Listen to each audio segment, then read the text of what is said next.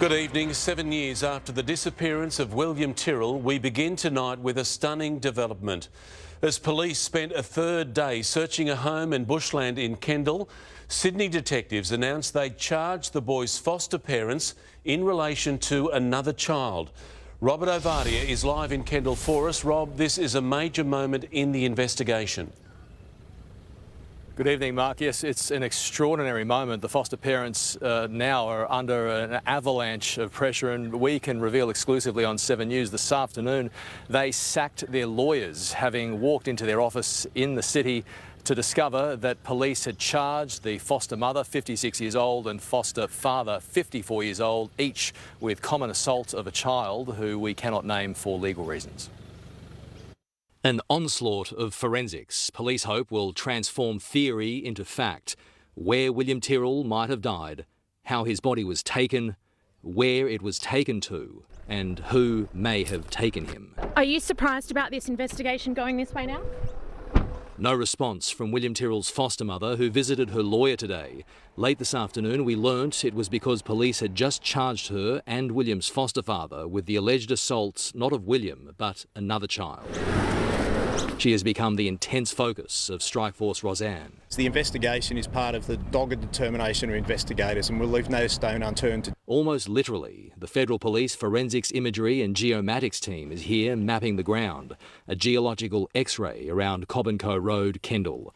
The RFS is clearing a path. More excavators are on site, and so are cadaver dogs. Mid-afternoon, detectives thought they had found something. It was compared to a sample of a Spider-Man suit, but quickly discounted. Other items were found, protected by a black tarpaulin, and some were taken away in evidence bags. Also being examined as potential evidence is a car that belonged to William's now deceased foster grandmother when he disappeared from her Kendall home. It was seized at a home 400 kilometres away at Gymea in Sydney South. It's now being forensically examined. Investigators are spraying the boot with the chemical luminol, just as they did the garden bed overnight at 48 Benaroon Drive, Kendall. It detects blood. They're looking at whether William may have fallen off the balcony.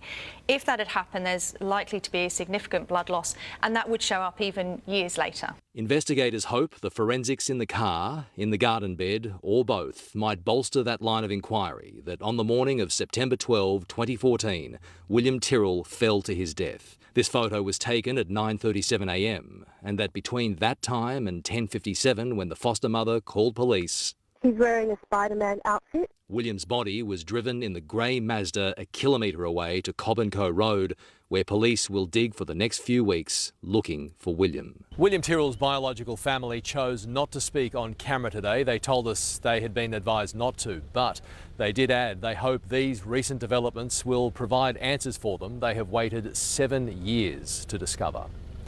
In Kendall, Robert Ovadia, 7 News. Police have been confident they would make a breakthrough in this latest search for William Tyrrell. Few thought it would follow today's path. Michael Usher is here. Michael, you've reported on this case from the start. How big a shock is today's development? I'm deeply shocked and very conflicted by what is going on, Mark. I've known the family for quite some years. When I did that interview with them, obviously met with them for many days and weeks beforehand, have kept in contact with them. I only just ran into the foster dad not so long ago in the supermarket. We talked about COVID and lockdown and how everyone was going. I know people around them who are very close to them, some who consider themselves even to be like family, are beyond shocked. They're numb. They feel sick. And Mark, in the time that I've spent with them and kept in contact with them, they've only ever held the line. I've never seen a crack in their story that they were determined to find who took William.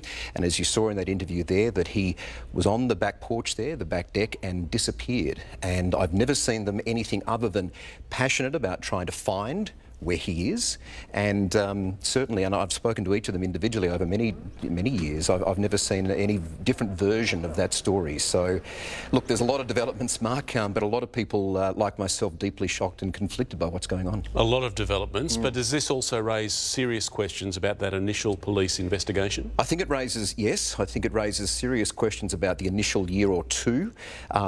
There's a little bit of a backstory here with the Foster family. They were very fierce and are very fierce supporters of the Detective Gary Jubilant. They supported him when he was taken off the case and went through the court process. And that got a lot of noses out of joint in New South Wales Police. And they've been very public in their support of him and support of him in certain circles as well. But along the way, they've never shied away in the best way they can, and we know there's lots of legal constraints in this whole case. They've never shied away from trying to push the case of William all the way. And you know, this is a family who, you know, Upper Sydney North Shore, very well connected to the community. It is causing a lot of deep shock in the people around them that it's come to this now. OK, Mike. Thank you. Thanks, Mark.